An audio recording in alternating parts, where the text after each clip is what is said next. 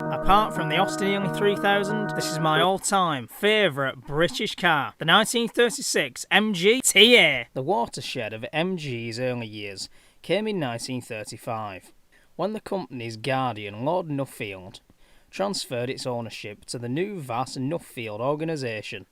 At the same time, his managing director, Len Lord, disagreed that future MG sports cars should use many more off-the-shelf components than before. One early result was the launch of the TA, the first of a long successful line of T-Series cars, which launched MG even faster down the road to worldwide fame. Longer, wider, heavier but simpler than the PB model, which it replaced, the TA was a classic MG sports car, and very pretty too.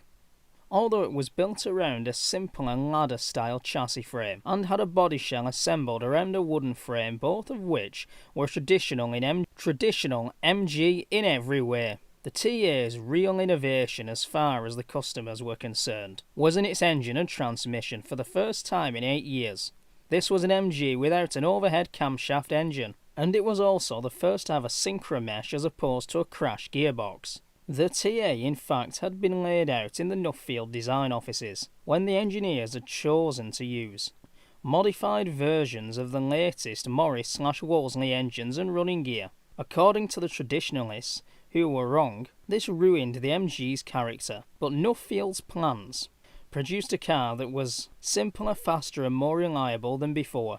Before long, the TA was selling faster than previous MGs, and only one looked at its style spelt out the reason. Here was a two-seater car, with all the established sweeping front wings, proud freestanding headlamps, and an unmistakable radiator grille. Not only the first midget to have a cockpit large enough for 2 adults, and the GIs absolutely loved them.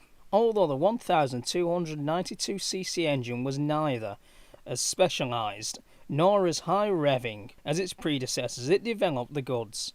For this was the fastest midget yet in some ways. It was almost an embarrassment for MG, little slower than the 6-cylinder midgets, which were still available. Came all the expected feelings: a rock-hard ride, sensitive steering, sketchy all-weather equipment, and a tendency to leak water in heavy rainstorms. But no one seemed to care. Like earlier midgets, this was a car with a heart and a soul, which seemed to relate to every owner's yearnings. The TA set MG on a new sports car path, for the re-engined TB took over successfully in 1939, and the TC, and lightly modified TB, would be a huge success in the late 1940s. It was a very important midget before the arrival of the TA. MG's commercial failure had been in doubt, but afterwards the subject was never mentioned again. MGTA, years in production, 1936 to 39. Structure: front engine, rear drive, separate chassis. Engine type: 4-cylinder overhead valve, bore and stroke. 63.5 times 102mm. Capacity: 1292cc. Power: 50 British horsepower at 4,500 revs per minute. Fuel supply: 2 horizontal SU carburetors. Suspension: beam front axle, beam rear axle. Weight: 1,765 pounds. Top speed: 78 miles per hour. Looks like it could go a hell of a lot faster downhill.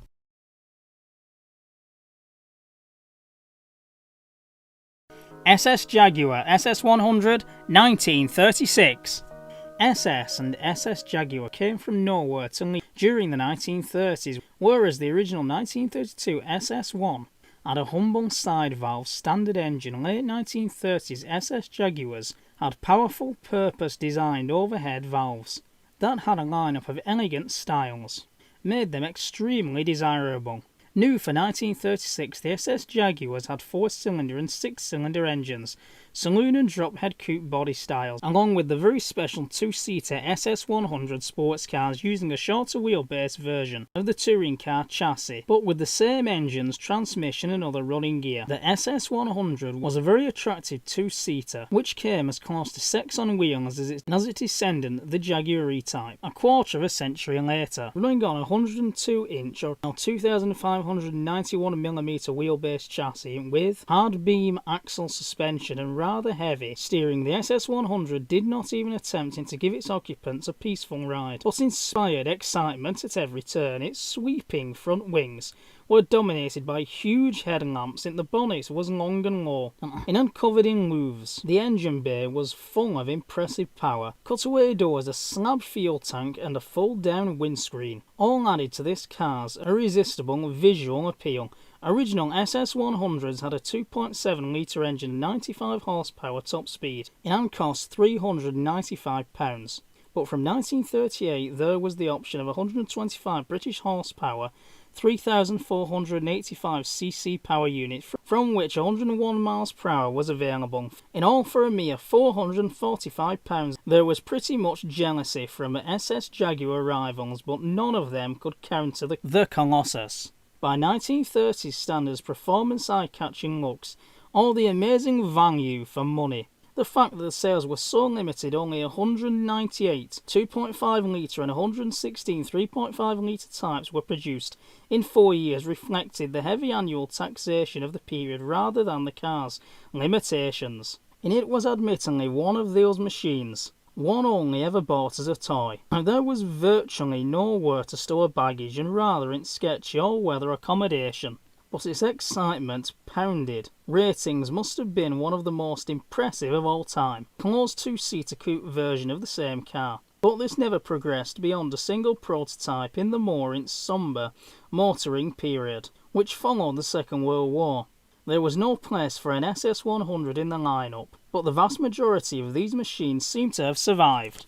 Years in production: 1936 to 1939. Structure: front end / rear drive separate chassis. Engine type: 6-cylinder overhead valve. Capacity: 2,663 cc's. Power: 102 British horsepower at 4,600 revs per minute. Fuel supply: 2 horizontal SU carburetors. Suspension: beam axle front, beam axle rear. Weight: 2,576 pounds. Top speed: 94 miles an hour for the SS100 and 101 miles an hour for the 1938 version.